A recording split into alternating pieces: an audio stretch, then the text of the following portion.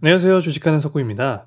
오늘은 최근에 경기 침체를 의미하는 경제 지표들이 있어서 두 가지 정도 소개해 드리려고 합니다. 해당 지표들을 확인하는 사이트는 아래 링크에 달아놨으니까 직접 확인해 주시면 됩니다. 바로 본론으로 들어가서 장단기 금리차에 대한 이야기를 먼저 해보겠습니다. 보고 계신 그래프는 장단기 금리차를 나타내는 그래프인데요. 영상 설명 들으시면서 참고하시면 되겠습니다. 최근 장단기 금리차가 축소되고 장단기 금리차가 역전된다는 뉴스들을 접할 수 있는데요.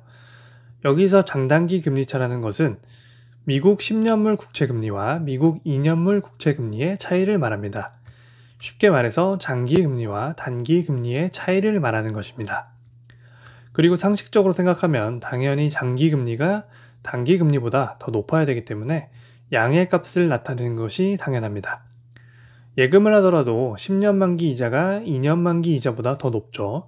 이것과 같은 이치입니다. 근데 장단기 금리차가 역전됐다는 것은 2년물 이자가 10년물 이자보다 높다는 것을 뜻하죠. 이건 상식적으로 봐도 뭔가 이상합니다. 보통 10년물 국채금리는 시장금리라고 합니다. 시장에서 장기적으로 경기가 좋다고 생각되면 금리가 오르게 되고 경기가 안 좋다고 생각되면 금리가 내려가게 됩니다. 전체적인 시장 참여자들의 의견이 반영되는 것이라고 보면 됩니다. 기대 심리가 반영되는 것이죠. 반면에 2년물 금리 같은 경우에는 정책 금리라고 할 수 있습니다. 최근 미국 연준에서 금리를 여러 번 올릴 것이다 라고 하는 이 금리가 2년물 금리라고 생각하시면 됩니다. 정책에 의해서 영향을 받는 것이죠. 그러니까 장단기 금리차가 축소되고 역전이 된다는 것은 향후 경기는 별로 좋을 것 같지 않은데 정책 금리는 생각보다 높다는 것을 뜻하게 되는 거죠. 즉, 향후 경기에 비해서 금리가 부담스러운 수준이라는 것입니다. 앞으로 경기는 별로 좋을 것 같지 않은데 금리가 생각보다 높다 보니 기업 입장에서는 투자하기가 상당히 꺼려지는 것이죠. 그리고 이 지표를 의미 있게 보는 이유 중에 하나는 과거 사례를 살펴봤을 때 장단기 금리차가 역전되고 나서 1, 2년 후에 경기 침체가 왔던 적이 꽤 있었기 때문입니다. 그래프에서 회색 띠로 표시되는 구간이 있는데 이 구간이 바로 경기 침체 구간이었습니다. 장단기 금리차가 0이 되는 구간이 검은색 선으로 표시되어 있고요. 검은색 선 밑으로 내려간 이후 1, 2년이 지나면 경기 침체가 왔던 것을 회색 띠로 확인하실 수 있습니다. 물론 이 지표 역시 100%라고 할 수는 없습니다. 과거 사례에서 장단기 금리차가 역전되고도 경기 침체가 오지 않은 적도 있습니다. 즉, 장단기 금리차가 역전된다고 해서 무조건 경기 침체가 오는 것은 아닙니다. 하지만 분명 과거 사례에서도 확인이 꽤 많이 되고 상식적으로 생각해 봤을 때도 뭔가 이상한 흐름인 것은 맞기 때문에 주식 투자를 하면서 주기적으로 체크해 볼 필요는 있다고 보여집니다. 적어도 이 시기에 빚을 심하게 내거나 무리하게 투자를 하는 것 정도는 막을 수 있기 때문입니다. 두 번째로 살펴볼 지표는 OECD 경기 선행지수입니다. OECD 경기 선행지수는 OECD에서 작성하는 지수로 각 국가별 지역별로 6개월에서 9개월 뒤에 경기 흐름을 예측하는 지수입니다.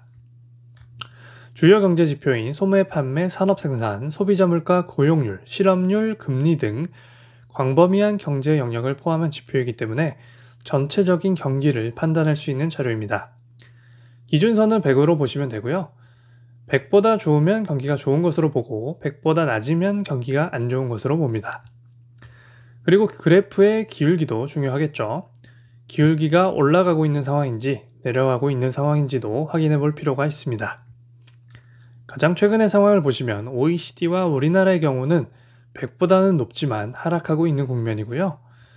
우리나라의 경기에 가장 큰 영향을 주는 중국의 경우에는 이미 작년 9월부터 100 밑으로 내려간 모습입니다.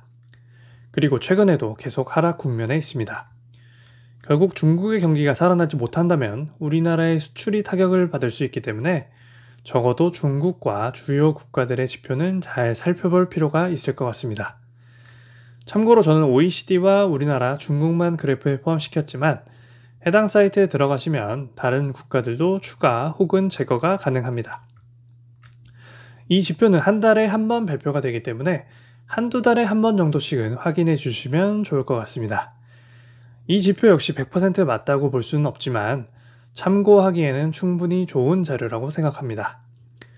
특히나 향후 미국 연준이 기준금리를 여러 차례 올릴 것으로 보이기 때문에 만약 경기가 좋지 않은 상황에서 이런 식으로 금리가 계속 올라간다면 앞서 말씀드린 대로 기업에는 부담이 될 것이고 주식시장에도 악영향을 줄 수 있습니다. 앞으로 변화하는 것을 잘 캐치해서 포트폴리오 조정을 할 필요도 있을 것 같습니다. 오늘도 영상 시청해 주셔서 감사합니다.